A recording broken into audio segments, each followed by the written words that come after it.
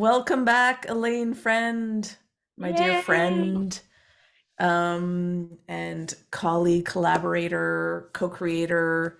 So good to see you. Welcome to this conversation. Back to the podcast. This is the video version, which will be also featured on the audio option when you're listening. So I'm assume that everybody knows who you are because they should. But as much as I love you and know you, maybe you want to tell people who you are, what you Sure. do, Well, however, right before we pushed record, Julie, I was saying how much I adore working with you. We have great chemistry, and I really respect and value all your gifts that you bring to the world. So I thank you, and thank you for finding me way back then, pre-pandemic for sure. So it's been years ago. yeah. Um, I am a licensed marriage and family therapist, and I've been a family therapist for more than 3 decades. So got a few tools in my toolbox. Just a Um, few. I do see therapy clients, but mostly I practice equine assisted therapy outdoors in California. I do consultations online with people from all over the world. And, I draw that line because my therapy license is only good in the state of California. So I Right. live northwest of San Francisco, close to Point Reyes National Seashore, and lots of beautiful giant Douglas fir and redwood trees. I'm a horsewoman, and I have a new colt who is only 16 months old that I'm raising. His name is Shava. Maybe we'll link his little birthday trip to the beach. We went to the beach just a week ago as we're recording this, and I sent Julie a little video of him rolling in the sand and finding his bliss, which I So think is so cute. important for all of us.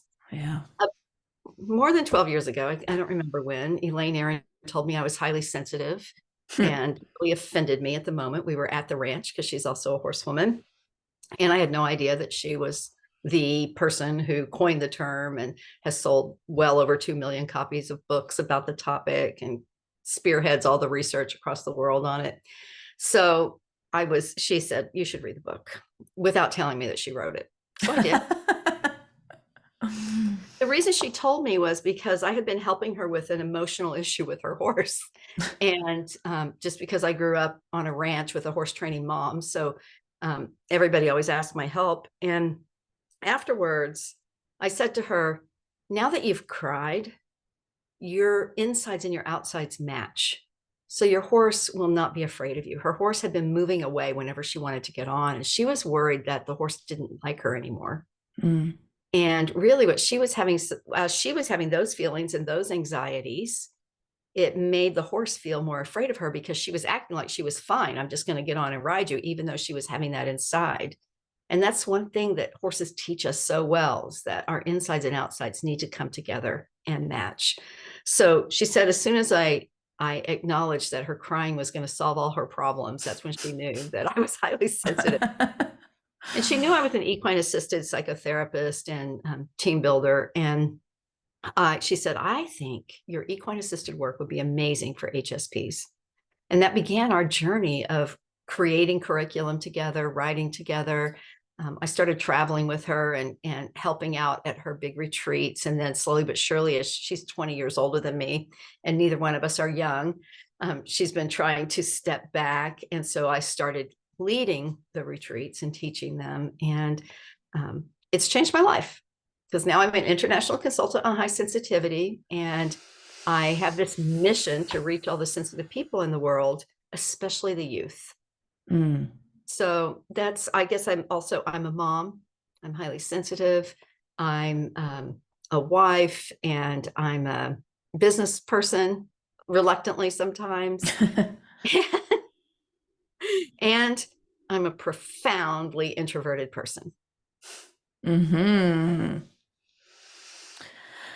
I was going to add some and who else you are and what else you do in this world. So many things. Also reminded by the fact that, and of course, I've told you this a million times, and I've probably said it a few million times on the podcast. We met because of this HSP trait.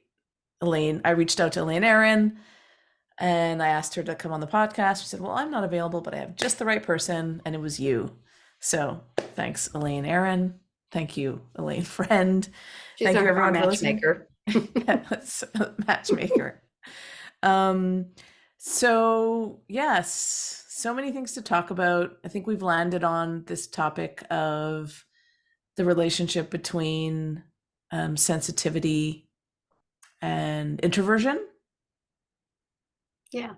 It's been coming up for me um, with my work with clients, specifically like executive clients as a Mhm. coach. Um, And so, yeah, I'm just curious to delve into it. I have by no means exhausted my research on introversion, but of course, it seems to me more palatable to use the word introvert versus highly sensitive with Mhm. certain individuals. And so, I'm just curious to unpack it with you and see where you stand on it. I have a little small collection of research here to share, but mostly it's experiential research that I can share and inquire about. Um, How do you feel about me asking you, do you identify as an introvert? yes. Actually, I started taking, I'll get to it, but there was a scale.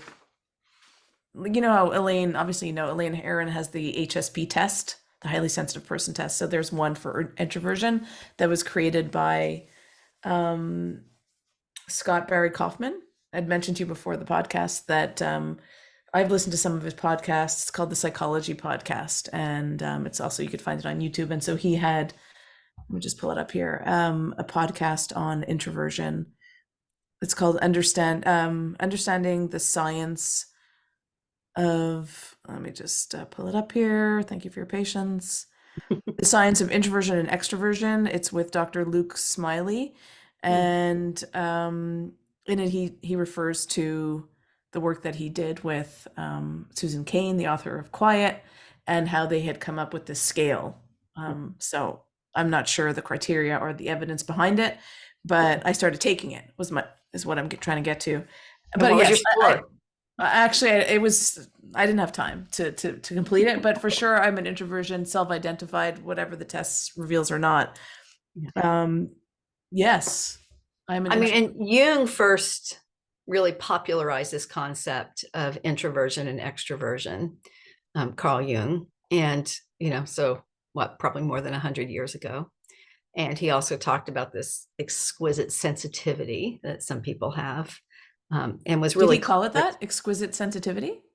I'm not sure if he said exquisite. I think that might be my term, I but love that term. That you he also, did talk about people and Elaine has some quotes about it on her website about people who were so sensitive that they just perceive the world differently.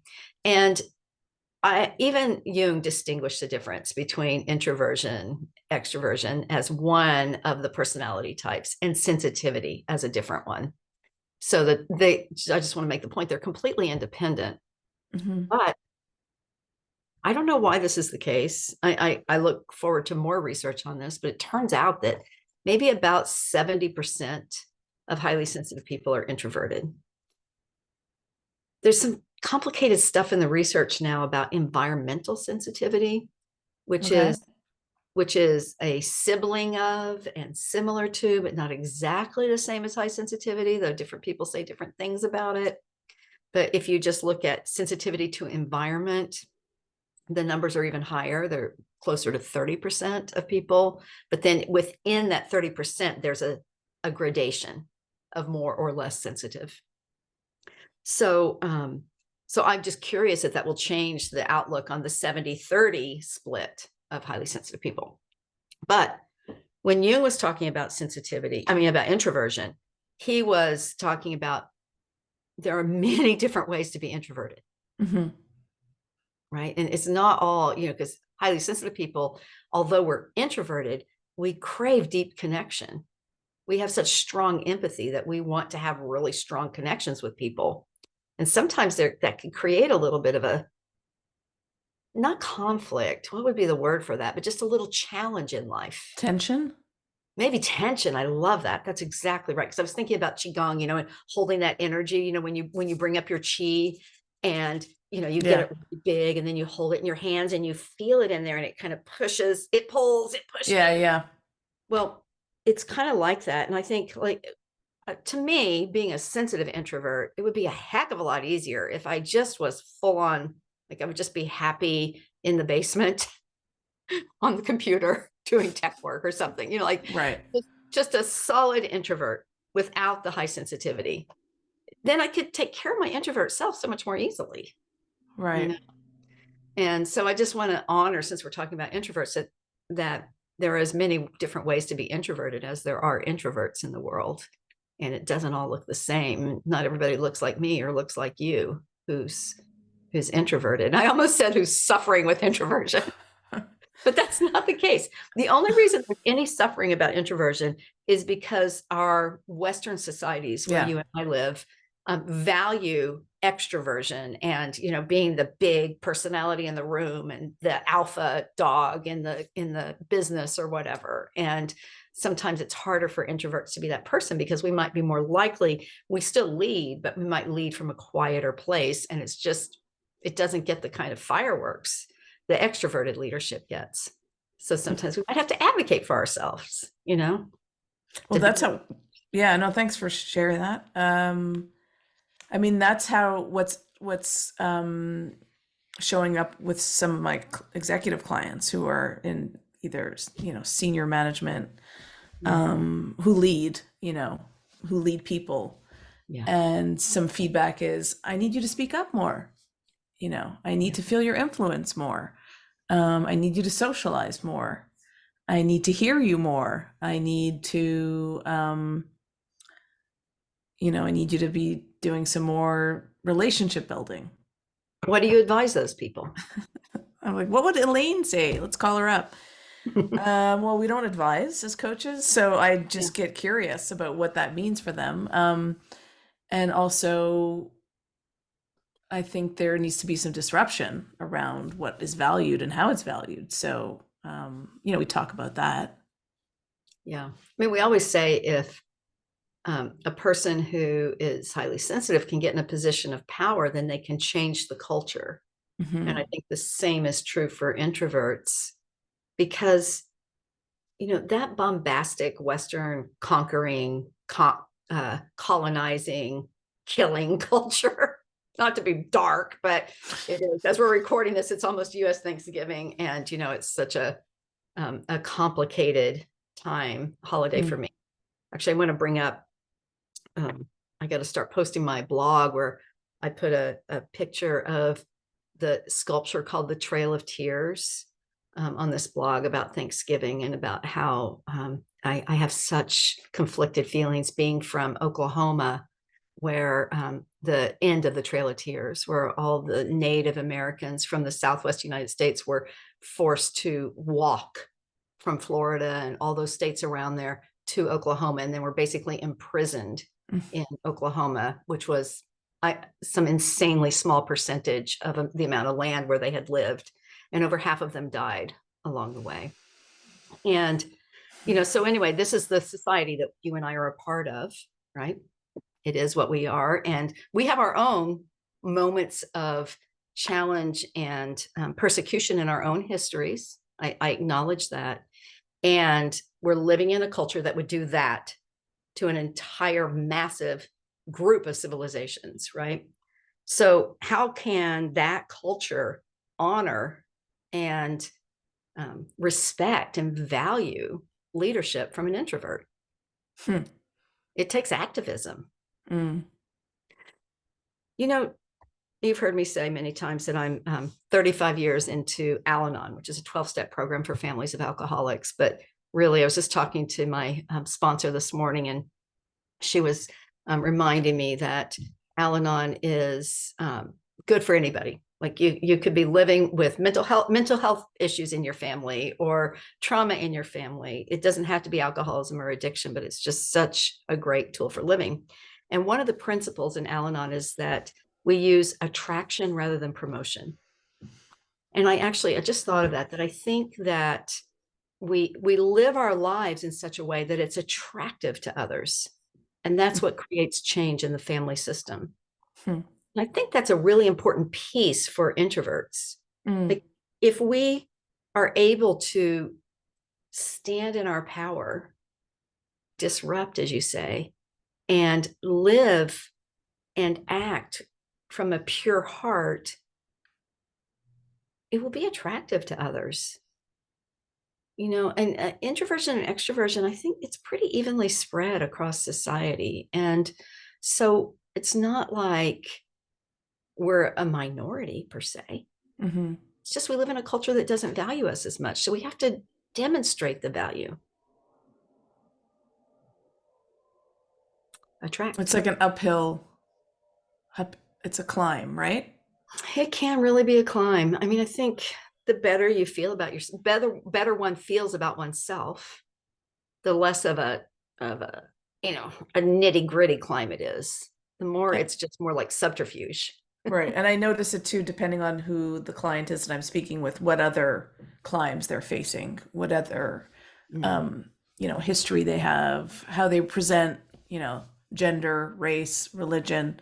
There's all these other competing forces that perhaps may be presented as well as the climb, in the face of the Right. systems that they're in and that you are speaking about. So I feel as a coach, advocating for that as well. Like I will hold the position of, what are your strengths and how can they be used to assert who you are in a way that feels in alignment with who you are. You are where you are for a reason. Like you are in this position for a reason. And what were you going to say? I'm expecting that probably most introvert clients who find you are also sensitive, because that's what you would attract, and that's who you are as well. And I think that means that they want to connect with people. So Mm-hmm. that's that back to that scale that we have to balance. And I was going to tell you that not a client, but a dear friend of mine is a profound extrovert, a sensitive extrovert. And she works in management. Right now she's managing a retail chain store, a big one, and it's a really great job.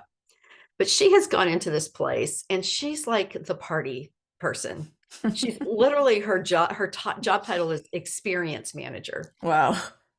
So, she interacts with every customer and every employee, and just really, she uses her empathy as a sensitive person and her big person, extroverted, gregarious personality, and she really does make every day a great day for everyone who walks into that store, regardless of their customer or staff status. And they love her. Mm. And she comes home and she's wiped. Right. She can't even have a phone conversation at the end of the Wow. day because she's extending herself so much. And that's what she's Mm-hmm. supposed to do. The advantage for an introvert is in that kind of a position is that we're more inclined to take care of ourselves. Mm-hmm. Now, there's another employee at the store that is very introverted, and she kind of hides in the back room. Mm. Right. That's what works for her. And she's used to being pushed to be out and extroverting. But because this new manager that's come in that's sensitive sees her, she says, "Where do you want to be? Like, if you want to, it's a clothing store. If you want to fold all day, you can. That's a valuable Nice. tool. We need that person. Excellent. So I think it's about recognizing strengths, like you're saying.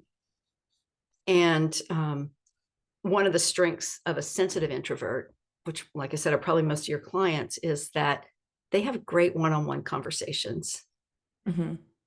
Now, it takes more time to socialize one-on-one with all of your employees or all of your staff or all of your friends, but you're so drawn to do it as an Mm-hmm. introvert that you make those really good connections.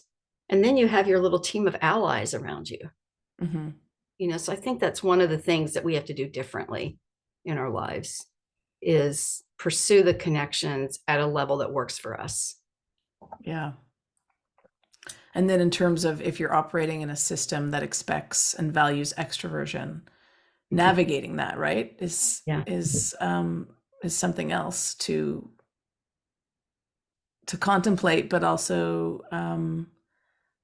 like you said, to learn how to be the advocate of your own way forward. which does necessitate calling on some support or some books or some belief in I am okay as I am, and actually why might I be even better suited for this role, as I am. Well, and like what are the things we do? I've just been doing some research. Once again, I call it doing a Gail. Gail's the name of my therapist. I can't think to Okay. turn her name into an acronym, but she's always like inner compassion, self-compassion. Oh God, Gail. Anyway, she's right. That's what I lack. That's what I need more of. And I think that's what we all need more of. And I feel like if you're introversion, if you're an introvert in this culture, that you have to do that inner compassion, self-compassion work in order to have the inner strength to draw upon your resources. And what's coming to mind is this concept of a survival skill. I'm forever writing about this. And that's what we develop when we're children and we don't fit into the dominant culture or the family. We develop survival skills, so we're not literally ostracized or left out on the street corner. I know that sounds harsh, but that is something that has happened in history and happens to this day, that children, very young children, babies and young children, learn to adapt their style of being in the world so that they will be protected, so that they will maintain the connections of their community and their family, so they're protected while they're young. So, say you're an introvert and you learn to sort of feel bad about it and tuck it in and extrovert to cover it up. That's a great skill. Yeah. Now the trick is, do I walk around always feeling like can I swear on your podcast? Yeah. Do I always walk around feeling like I'm a piece of shit because I'm an introvert? Because that's my survival skill. Like, don't introvert, extrovert, fake it, put on the smile, be, Susie Sunshine, and get Agreeable, out in the world. sociable. Yeah. Yeah. And go to the parties. So what we have to do is tell that little Lainey inside of me that was really smart that she learned to do that, so that she survived her childhood, and that no longer, now it's a choice. If I choose to go out and socialize in the world, or I choose to extrovert in the world, it's not because I have to survive. And I'm really grateful, and I honor the work that my little girl did to survive childhood as an introvert. And and I say, thank you so much for doing that. And now I'm in charge. I'm the grown-up now. And I will take care of our introversion. I'll take care of introvert Alane or introvert Lainey, both the little kid and me. And I'll make conscious choices about it. I don't have to be ruled by my survival skill, which is sort of subconscious, right? I just had an image of little Lainey and little Julie hanging out on the beach somewhere. There's many avenues, just choosing which one to walk down right now with you. So defining introversion, defining sensitivity, the intersection. Obviously they're not the same. Actually, I think, how like trait versus personality, like, do you want to go into that? A little bit. I was just thinking about Elaine Aron's book on highly sensitive person in love. She talks about like she was the original non-binary gender person, one of them. Elaine? Yeah. She's so conservative, she's so old school and, traditional psychological research, blah, blah, blah. She's always so binary in her presentation. But in that book, she talks about 4 genders. Wow. And she says there's the not highly sensitive woman, the highly sensitive woman, the not highly sensitive man, the highly sensitive man. And then there's this inference that I make from it, that there's also, if you add on that, I'm remembering a TV show that was on, I think, HBO or something, and they made a big wall and they wrote everyone in their community, and they started connecting everyone who had relationships. It was just like this huge Venn diagram type thing. This is how I picture this. So then you've got introverted, female, extroverted female, introverted male, extroverted male, introverted non-binary person, extroverted non-binary, and then you add sensitivity. Like, do you see how you get all these different conglomerations? That's why we're so individual. Okay, so you add these, and then wait, what if we talked about the 9 temperaments? Right. It's top temperaments. Right. And then we go Myers-Briggs, and Jacqueline Strickland always teaches about Myers-Briggs and sensitive people, and one of the Myers-Briggs sort of addresses this introversion extroversion piece too. So there's just, it's so complex. It's what I call personality. So I would say, let's just keep it the definition. You may have something written down there that's better than this. What I think of as introversion and extroversion. Of course, there's ambivert, people who really do not identify specifically as one or the other. They walk equally in both shoes. Sort of like there's a third gender in indigenous Hawaiian culture, which is, it has a Hawaiian name, but it means both. Okay. So there's female, male, and both, and it has its own name. And it's like that, ambivert. So, but I think of an introvert as someone who lives their best life if they go more in and less out, that they are nourished and, resourced by spending less time out in the world and more time with themselves and working on their inner life. And it sounds like high sensitivity, right? And then an extrovert is someone who is nourished and fed by the out. The complicated piece is the research, just very traditional research, found that extroverts are more often overwhelmed and exhausted than introverts without the component of sensitivity, independent of the component of sensitivity, because they don't have the inclination to go in and rest. Like my friend extroverting all day at work. Sometimes I want to say to her, like, you could go fold in the back room. They'll survive without you. She doesn't have any raw to do that. Right. Interesting. So anyway, so it's to me, that's how I define them. Introversion and extroversion as what resources you, what feeds you, what makes you your best person. What do you have in terms of definition for, what were you thinking about defining introvert? Do you have some stuff? Or yourself personally too? Well, I also go to the introvert draws resources from pulling away and being inward. And then extrovert gains resources, gains energy from people, being with people. Yeah. And way to say it too. I like that. I see it in my sons, You have one of each? One of each. And so, but both highly sensitive. So, I mean, I'll let them identify as whoever they are as they do if we were to have this conversation, but I'm just giving them that label right now. I'm just thinking, as you're talking about the extroverts that I know and having this unseen place of maybe I need to go excuse myself and lie down for a minute or be on my own. Like, it's not within their personality, right? Right. I also find it interesting how this is, this comes under the dimension of personality, introversion, but high sensitivity is a trait. Yeah. And I don't have a psychology background, though I have a lot of experience in psychotherapy, and have been learning about it. But I'm just curious about that and the significance or lack thereof of that. Well, there are the big 5 personality factors, and extroversion is one of those. I'm not going to go into those because I'm not good at it, but I have them here. We could put an article in there on it. Yeah, I'll link it. Okay.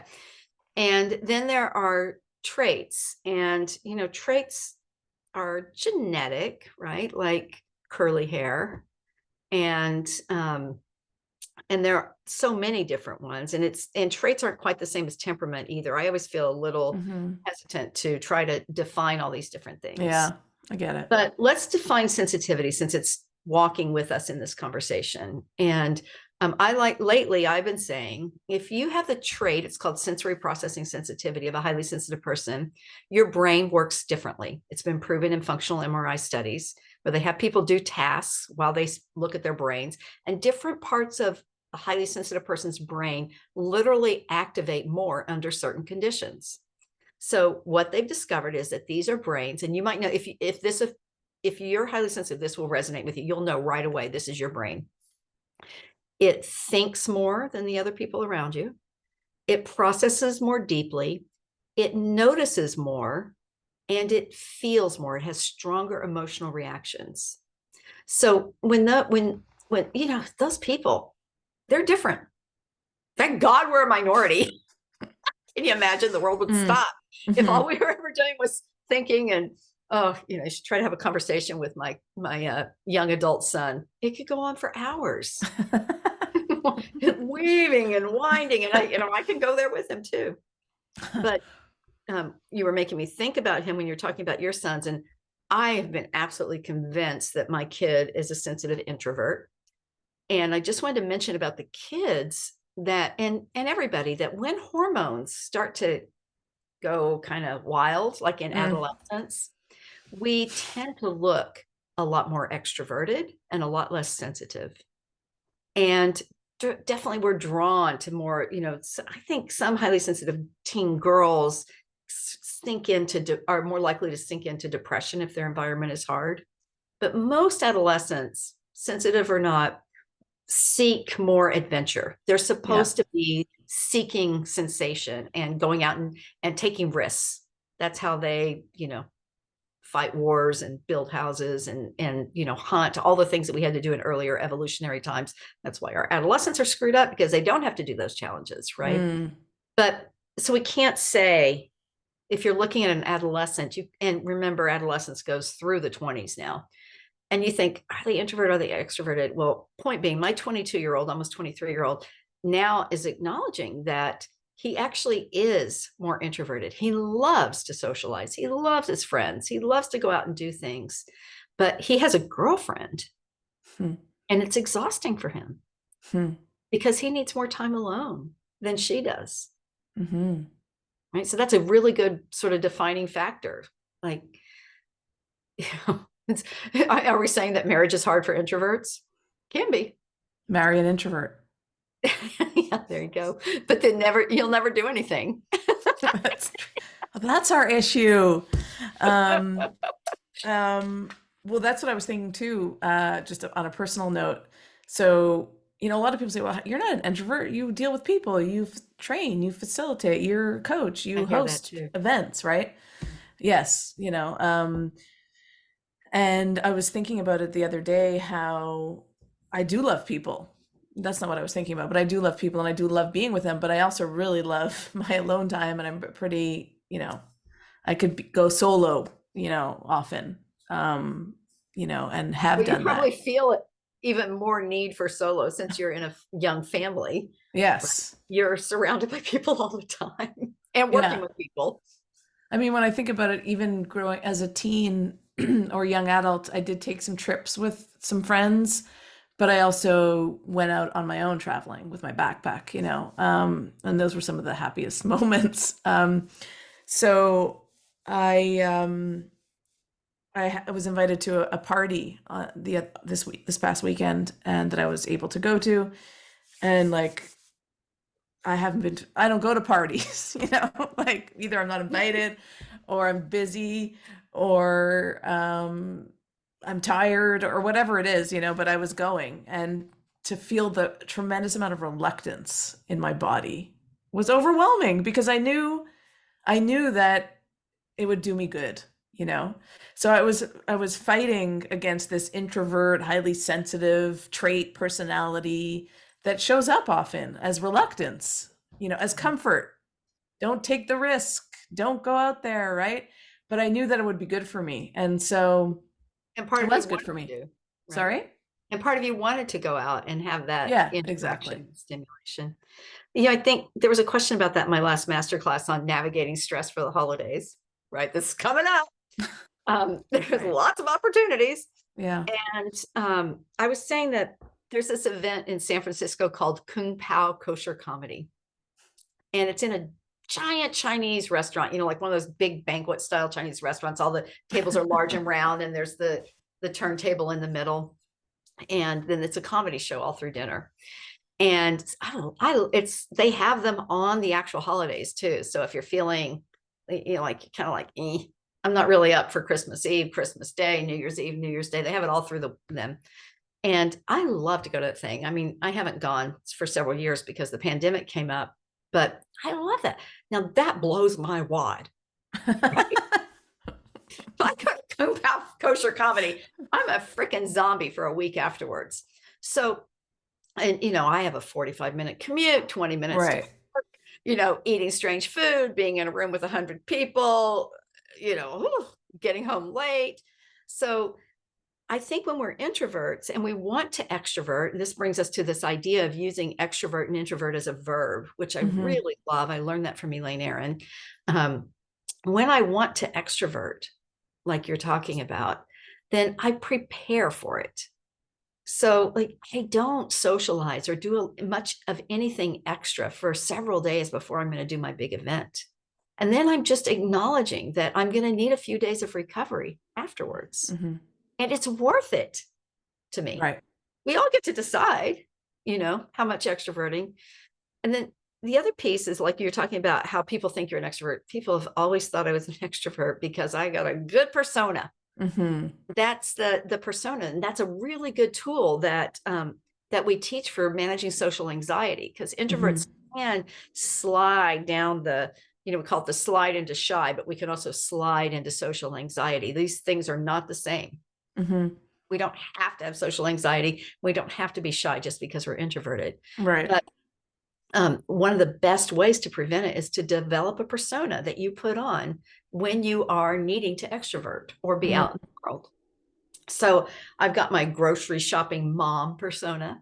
I've got my, educator consultant persona. I've got my therapist persona.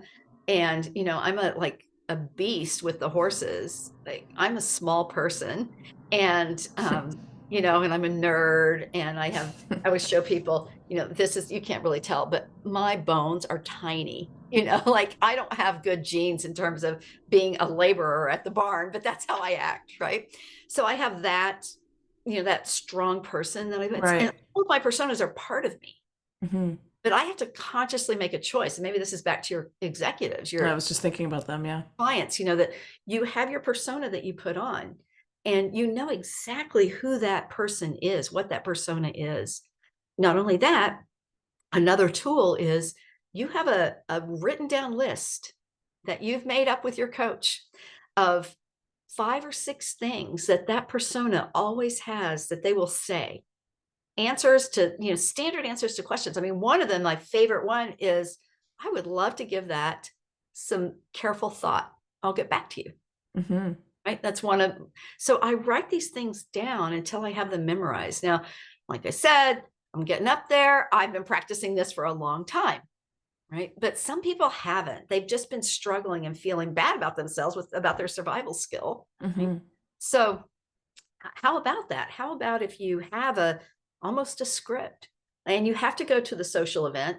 Another one is, excuse me, I'm going to go to the restroom. I'll be right back, or whatever polite way you call it in your in social company. And so you have these ways that these plans that you're going to do. Another one, this is introvert and social anxiety prevention 101. You have 5 questions in your toolbox that you ask other people. All you have to do is get them talking. When people rate social interactions as, rewarding or positive, it's always when they talk the most. And I bet you introverts are great listeners. Yeah.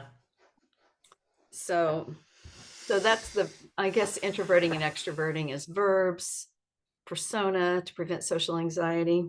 It's like cultivating extroversion temporarily I like that. when needed. Yeah.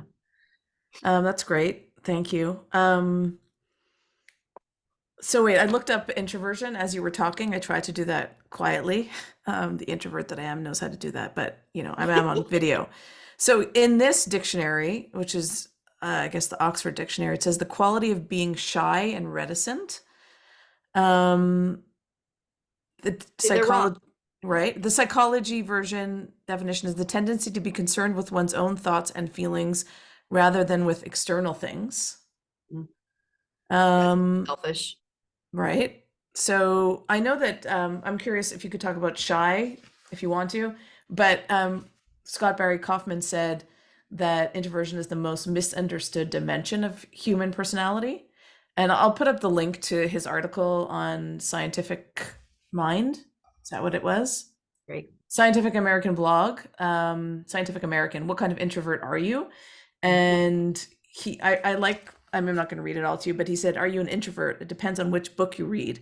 And then he listed the samplings of various conceptualizations of introversion in pop culture, in which Elaine Aron's book is there. Artistic, sensitive, creative. Read The Highly Sensitive Person by Elaine Aron. Shy, socially anxious. The Gift of Shyness by A. Avila. You probably know all these books. Thoughtful, introspective. You can read Solitude. He has Quiet. Preference for quiet, minimally stimulating environments. Read Quiet. The Introvert's Way by Sophia Dembling. Preference for concentration and solitude. He has a Jane Austen novel there, The Literary Observer. I'll share one more. Worried, The Positive Power of Negative Thinking. So he lists all these pop culture references. Nice. I And love then those. yeah, me too. And then he goes through the Big Five, the framework of personality, and then also his alternative approach to introversion, and then talks about that. And it's a good read. I'm not going to summarize, but he asks, what kind of introvert are you? Social introversion, thinking introversion, anxious introversion, and restrained introversion. And that's where he has the scale and you can rate yourself. And he talked about introversion meaning more inward focusing. So as you mentioned it earlier, and also in his conversation with Dr. Luke Smiley, introverts are more sensitive to others is what came up. And So I think, that's just flat out not true. Can we okay. just stop right there? Yeah, let's talk about that. Let's call it out. Introverts are way less sensitive to others. Oh, okay. This is the issue I have with Okay. a lot of the introversion writing, especially actually Speak Quiet it. by Susan Cain. Okay. She equates sensitivity with introversion. And Okay. what happens when you do that is you leave out the 30% of highly sensitive people who are extroverts. Like where do they fit in that? They're non-existent. They're made invisible by that. And then what about the large percentage of introverts who are not drawn to be with other people? What did you say about that I took issue with? That introverts are more sensitive to others. That introverts are more sensitive to others. I Not mean, true. again, let's think about all the scientists where introversion is, for many of them, not all scientists are introverts, but being introverted certainly helps you narrow your focus, right? And go into whatever this is that like if you run a lab or you're doing some profound research that's going to change the world, you can't be too driven to interact with other people. Right. Many of these folks are introverts. They're profoundly brilliant, and they are not remotely drawn to be sensitive to others. They're like, they have their tunnel vision on their thing. And that introversion is a gift. It helps them stay focused. And so anyways, just those introverts are ignored by that statement. But being sensitive to others implies you're not highly sensitive? No, I think being sensitive to others implies a certain level of high sensitivity or sensitivity. Okay. So you're saying, in other words, you could be introverted without being highly sensitive. Way. Plus, like, yeah. Just because I'm introverted, say I'm not highly sensitive and I'm just introverted, which is like a less, in my fantasy, is a much less difficult way to exist in the world. But I might appear sensitive to others because I'm quiet. Right. I'm not getting in your face. Yeah. Unless you piss me off while I'm working on something important, then I might snap at you. But for the most part, it might look sensitive to others. But I think introverts are that maybe like more like Oxford definition type, just really focused inside on what they're thinking about. It's a beautiful thing. We need so many of those people too. It's just not the same. Oh, Well, it's so interesting because I could see myself equating the two, but then when I meet people in my work who are introverts, I'm like, where's the sensitivity piece? Like, I guess it's not there, which is yeah. fine. But it's so curious to me because there is an implication in my mind of like inward focus means heightened other sensitivities. But no, Yeah. why would I? They're completely independent. It's really, there's an overlap, but they're independent. And I was thinking something, but I've lost it. Shy. Let's just Shy. talk for a second about the slide into shy. Yeah. So shy is learned behavior, shyness. It's so important. I'm looking right into the camera for those of you who are watching the video. It's so important that we don't call people shy, especially children. Shy is a word that should be removed from parenting and educational language. Some people do become shy when they're told that their way of being, there's something wrong with it or not right about it. But in fact, an introvert who prefers less interaction is simply an introvert who prefers less interaction. And a sensitive kid who wants to enter new interactions more slowly, they're deep processing. They're not shy. They're thinking before they dive in. So we have to be so careful. I was called shy my whole childhood, so I might have a little personal opinion I about was called shy too. and I'm not remotely shy. I just don't really care for people. I'm kidding. I'm kidding. You can still I know call you me. are. You can still call me for consultation. I And love my my work. kids, one of my kids has been called shy, and I love how I have a clip, a memory of you talking about shy. It's a beautiful clip. Maybe I'll post it in the notes too. Just, echoing what you just said about he's not shy. He just needs time Yeah. to assess the environment and move in when he's comfortable. It was just your tone and the way you said it. So Let me just, adult introverts, is that true of you? Like I'd like adults who have been labeled shy their whole lives to reframe that. Like process this a little bit.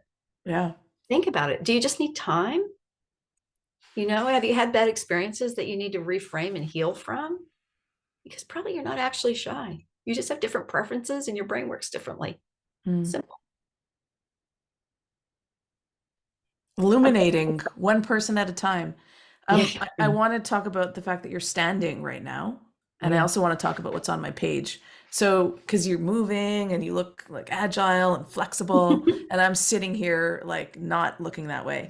Um, and you are my inspiration for getting a standing desk. I mean, I've been thinking about it, but then when we spoke a few weeks ago, you're like moving around, and I'm like, oh my God, I'm sitting too much, Alane. And could you talk about the fact that you're standing right now? Absolutely. In fact, And I'm thinking about in the new year doing a book club on this book that has changed my life. wow. The book is called Built to Move by Juliet and Kelly Starrett. And they got a lot of content out there in the world. And Kelly Starrett is a physical therapist or physiotherapist, as the Canadians call it. And the this book, Built to Move, is sort of watered down for the common reader like me. I'm no jock, you know. And they have 10 points that they make that will change your life for health. And so I've been told many times in my life to stand up, to get a stand-up desk. Mm-hmm. When my son was in maybe 5th or 6th grade, I bought something that sits on the tabletop. And that's a stand-up. It's easily assembled. It's made out of some kind of nice wood, and it's adjustable. But you can just, right now, I'm standing in front of a chest of drawers. And on it, I have 3 books, some larger than others, and a box. And so my computer is raised up. If I were typing, it would be just on the dresser, but so the camera can be at a good height. And it turns out that we should never sit more than 6 hours a day. That includes meals, work, everything. And I'm just about to post on Instagram something about standing up. And I just wrote the description for it. And I said, sometimes I even put a bucket upside down on the tailgate of my pickup so I can work outside on a stand-up desk. So you fidget, you move. And Yeah. there's no doubt, it's really clear we need to be moving 12 to 15,000 steps a day. And all these little incidental steps that I'm taking while we're talking Yeah. count, Right. right? And again, unlike you, I'm not out running every morning. Those steps count too. But I'm loosening up everything, Yeah. right? I have I a little feel better step looking at stool. you move even, Alane. I have my little IKEA step stool here, Yeah. and that I What do you got, my do kid with was little. lunges or what? What? What do you do with that? I put one foot up on it, Oh, right. right, to relieve the pressure of my back and on my back, on my lower back of standing. And look, well, I have so much arthritis, and I have one total knee replacement. I've got like bone on bone arthritis throughout my lumbar spine. If there Wow. was ever anyone I have, well, my physical therapist, who's also brilliant, told me that you don't have plantar fasciitis since you're, for 25 years, or 35 years, which is what I thought, because I first got it in my mid-20s. And instead, he said, you have lazy foot. Never The heard of that. arch, he said, the arch of your Oh, foot is the core. It's like your core. We all know our core needs to be strong for our back. Well, the arch of your foot is the core of your foot. And so I took out all my arch supports, and I'm what the starettes call, and many people call. In fact, I'm taking my Birkenstocks off right now. I do stand in Birkenstocks when I stand a lot, but I also spend some time with no shoes, and we need to rewild our feet, blah, blah, blah, foot on the ground. There's so right. many benefits I can't even tell you. So yes, I'm almost Well, exclusively working standing up. I have to force myself to go and sit down now and then. do your legs get tired or is it Yeah, I because get you're, tired, but it's a good tired. oof, I Like, can't I get wait to do mental this. tired from all my work. Yeah. I But mean, when I'm physical tired, then guess what? I'm more likely to sleep. of course. I mean, I know we're digressing here, but I'm just going to keep in this progression of this Sure. topic about standing because yesterday I had like a jam-packed client teaching mentoring day. And I was spent by the end because I need to move. I need to get out. I did go for a run in the morning, but that was not nearly enough. Like, I need air. I need to move. And it was just another day where I felt like I know I'm getting the standing desk or setting it up so that I can do it because I need it. And so you're showing me it again. It's on my list when I have time to go do it, but I'm going to make the time, especially because you're saying I can get in more steps. And I was thinking of even just putting a walking pad. I don't know how distracting that might be or not, but even at a slow pace. Just read that one chapter on sitting Okay. and standing in that book, because they got a lot of great ideas. They have Okay, all these good. there's all these little things you can get to help you. But the thing is that one of the things they say in the book, it's a great recommendation, especially since you have some, people working in the traditional work world, and don't wait around for your company to buy you a stand-up desk. And this is kind of funny, but they're funny. This couple, it's a married couple that wrote the book, Yeah. and they read it on the audiobook. They read it themselves. They take turns reading chapters, the husband and the wife. Okay. And one of the things they say is, go get the grossest cardboard box that you can find behind some, grocery store, and use and put it on your desk at work in the office to make a stand-up That's desk. And true. most people who do that, within 3 weeks, they've got a fancy stand-up desk that the company purchased for them. Well, I was speaking with a friend who's employed by a company, and she's like, "Oh yeah, I've had a standing desk for years," and I'm like, "That's what happens when you're self-employed. You got to be the ergonomic specialist. You got to be, you know, got to Yeah. Well, check the and budget." my friend, she is my friend, but my son's principal from high school had a treadmill stand-up desk in her office. Cool. I mean, I All her want that. phone calls and, working on the computer. Like, personally, I already told you I'm not a jock. I can't actually type while walking. Well, that's the That's not thing. I know anything I'm ever going sometimes to be able to do. I have to That take requires notes it. sometimes while I'm listening. Yeah. But Okay, well, but this is good. So, you can do a little bit. So anyway, it's about, taking better care of our bodies so that our brains are doing better. There's one, especially, yeah, go go ahead. ahead. No, go ahead. There's one. More thing I wanted to throw Yeah, in. I know please. we're going long, as we always do. Yes, I know. It's that whole introvert backlash thing. I just want to Okay. acknowledge, we've talked a lot about extroverting and about, your persona and, finding ways that you can navigate being out in the world. And I just want to acknowledge that I personally experienced a very severe introvert backlash after these events. And I wanted to tell a little story about the first time I made up that term, introvert backlash. And I'm not saying no one else out there has ever made it up, but I What like do you to. mean by introvert backlash? I'm going to tell you. Oh, okay. So, I have this community online called Are You Highly Sensitive? And I teach 2 live master classes every month, one for parents raising sensitive kids and reframing childhood. People who aren't parents come to that one too. And then one for HSPs in general. We usually have a theme. I am now teaching all of these classes standing the whole time.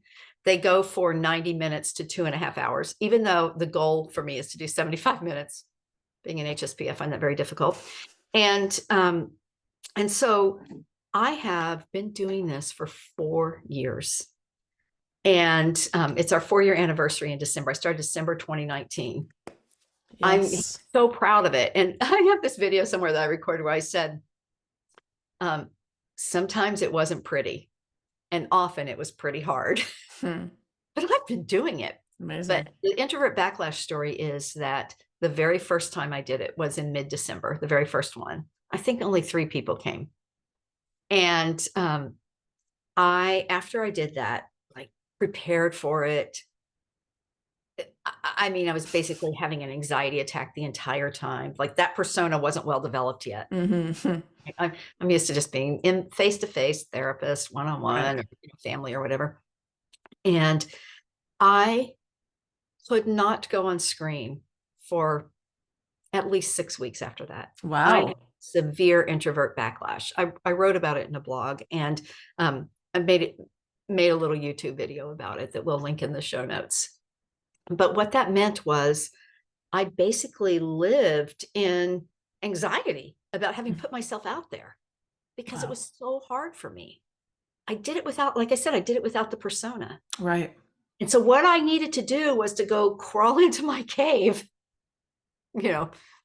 figuratively, right? Because I'm parenting, I'm this, I'm that. Right. But oh my gosh, it was so much of a risk for me. Wow. I felt like I just took off all my defenses and opened up my flesh and showed you my most tender, vulnerable places. And, like I said, only 3 people watched it. So I know that happens. And now I came up with the blog, I wrote about it. That's one of the ways I process is I write about my experiences. I wrote about it. I put it on my website. I said, this is what happened. And I did no classes in January that year, January 2020, 0 content. Wow. And it was okay because nobody had joined yet. So I had to heal. Yeah. I've already mentioned Gail, my therapist. I'm in therapy, and I have been most of my adult life. I have mentors. I have spiritual practice. All of these things help me deal with my introvert backlashes. But mostly, the most important piece for me is acknowledging it, noticing when it's happening, and accepting that that's who I am. Mm-hmm. I can't live like all of them out there. That's the door to the front porch there. I can't live like them. Right. I have to live like me. Yeah. I don't always like it. And sometimes I have backlash. But then I take myself in, I lick my wounds, I heal myself. The dogs can heal almost anything just with their saliva, right? They lick their wounds. Yeah. And I have to, just be a good dog and heal myself. And then I can go do it again, maybe with a little more preparation. So that's what I would wish for the introverts out there, that you acknowledge that Interverse backlash happens, that you take really good care of yourself, you heal yourself, and then you try again, and you try to do it with just a little bit more self-preservation. Mm-hmm. Beautiful. Thank you for that. I'm wondering about what it would look like for an extrovert to have backlash. Well, they have it every single day. It's not even backlash. It's just their way of being. Right. They get over exhausted. Yeah. Almost always.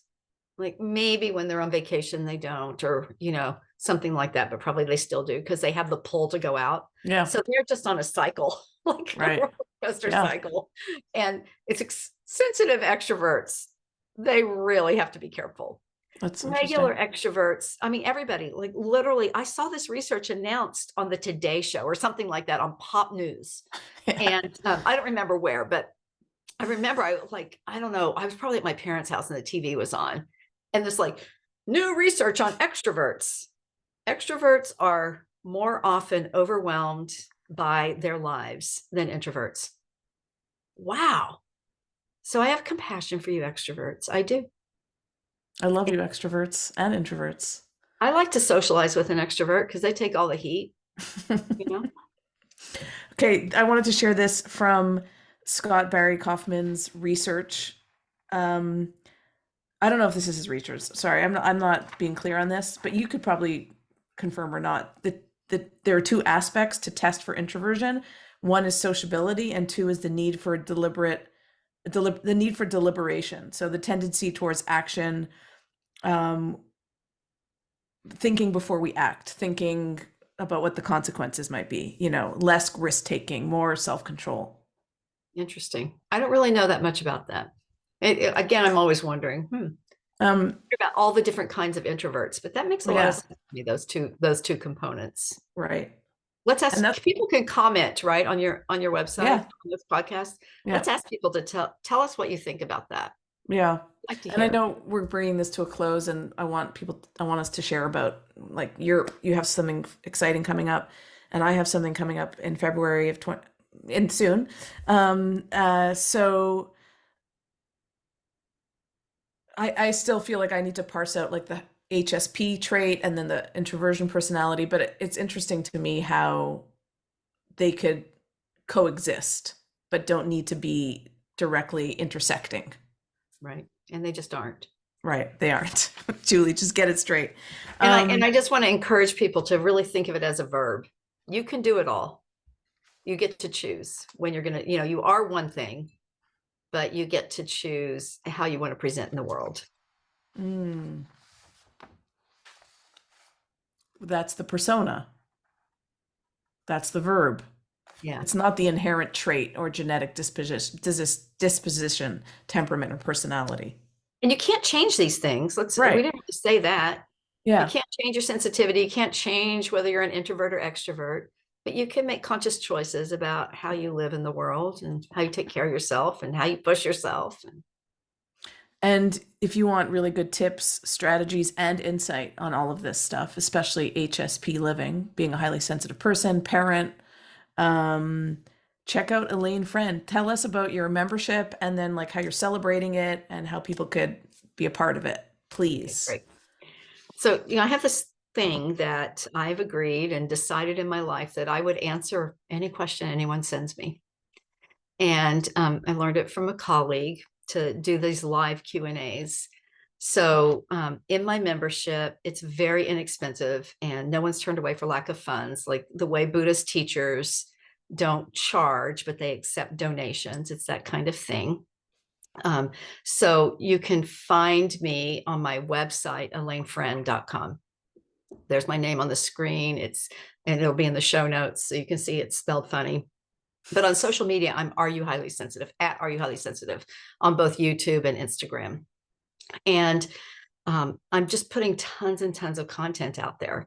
But what happens in my membership is people can submit questions ahead of time because all the classes come back as recordings. So even if you can't attend live, I will answer your question if you give it to me ahead of time. That's why they go on and on. Like sometimes we have 18 questions. And now we've gotten better with our tech. So now we give a timestamp so you can go find what the questions are and listen to just that part, or listen to that part first. So I've been doing this for 4 years. I have tons and tons of content. We're slowly but surely putting it all up on the Are You Highly Sensitive store so people can buy these old master classes if they want, and members get them for half price. But for our 4-year anniversary, I'm making a gift to my community that everyone who is a member, and if you've been a member in the past, I'll give you a free pass to join again. It's free. This event, the celebration, December 13th, 2023. We're doing I am leading a day-long live online retreat for highly sensitive people. It's called Discovering Joy. Wow. And I'm going to put the link to the landing page below, but I really want you to go and look at it because in November I taught classes on transforming suffering and navigating stress. And both of those things are looming large for highly sensitive people, right? As we enter Right. winter. Yesterday, we started the 2 darkest months of the year, which can be really challenging for thinking, sensitive, feeling people, especially more challenging for us. So I thought, what is the antidote to Mm. suffering and stress? Really, the antidote is joy. Mm-hmm. So it's going to be a quiet, I'm going to encourage people, except for in our small group discussions, to take that day in silence. And I'm going to invite people everywhere to take that day, December 13th, in silence. So if that's all you do, and then I'm hoping that then I'm going to do a teaching on how to be in silence. And I'm hoping that is so resourcing and so refreshing to us that we will all begin to take one day a month in silence. Wow. Alane, Because amazing. if we could create this, because I have this little video, it's called How Do You Change the World? How does a highly sensitive person change the world? By healing ourselves, Mm-hmm.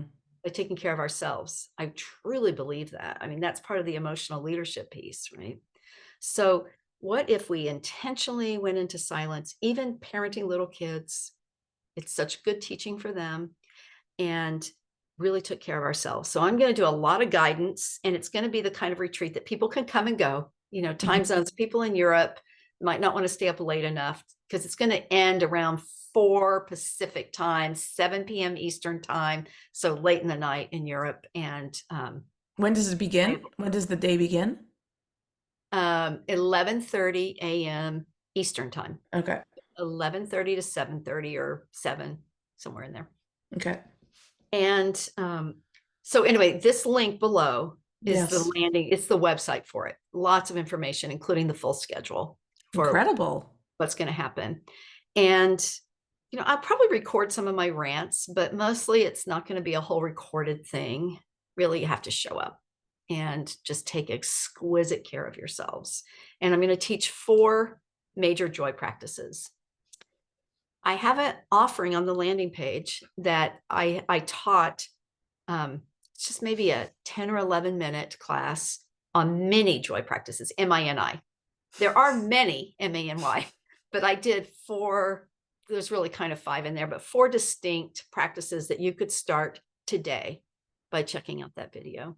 And the more we fire those joy neurons, the more they will be wired in us. Mm-hmm. And then the more resources we'll have inside us to navigate the stress of the holidays and life. Wow. I'm very excited. It's the birthday present to all my community.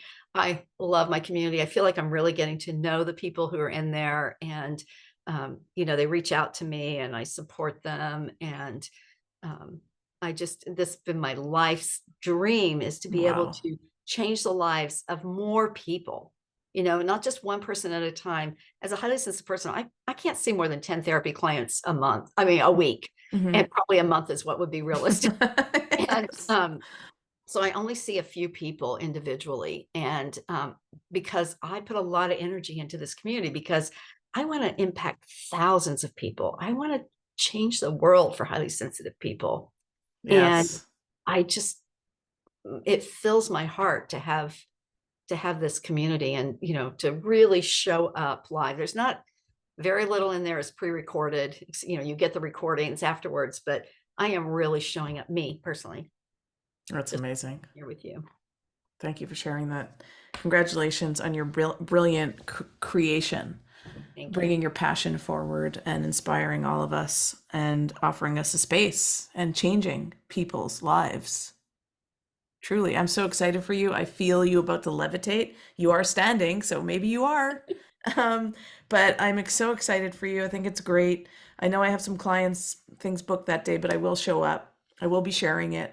I love when you use the word exquisite, and whenever I use the word now, I immediately think about you Mm. because of how you use it. An exquisite or finely tuned nervous system, that one too. And the word exquisite.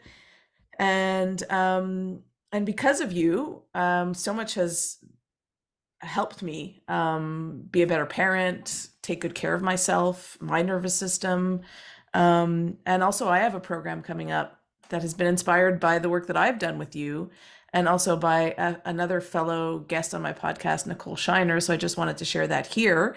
It's called, I'm pulling it up here, Caring Without Carrying It All. Mm. It's a virtual group program for sensitive helping professionals, caregivers, creatives, and changemakers. A soft place to arrive and belong and to honor your sensitivity and capacity. Beautiful. And it's a 5-week program with a week of integration break, and really excited about it. It's happening in February and it's on my website. So I'll put the link below. Um, and yeah, thank you, Alane, for being my friend, being all of our friend, for your heart, for coming on here and taking time out to chat and to explain the basics, which we all want to know. It's so good to speak to you. One day I know we're going to meet and all those good things, and I get to touch all your animals and play with them maybe. And I get to see them on Instagram anyway and on YouTube. But thank you. Do you feel like we've covered everything? I mean, there's always more. I mean, have we covered everything? We've Yeah, covered a lot. I think we're doing great, and I really appreciate the platform to get this information out, and all of the things that you shared today. I'll be looking into some of them. I learned some things myself, and it's always great to have this collaboration Mm, and this heart connection with you. mhm. Thank you, Alane. Thank you, everyone, for listening and being a part of our co creation. See you next time. Bye.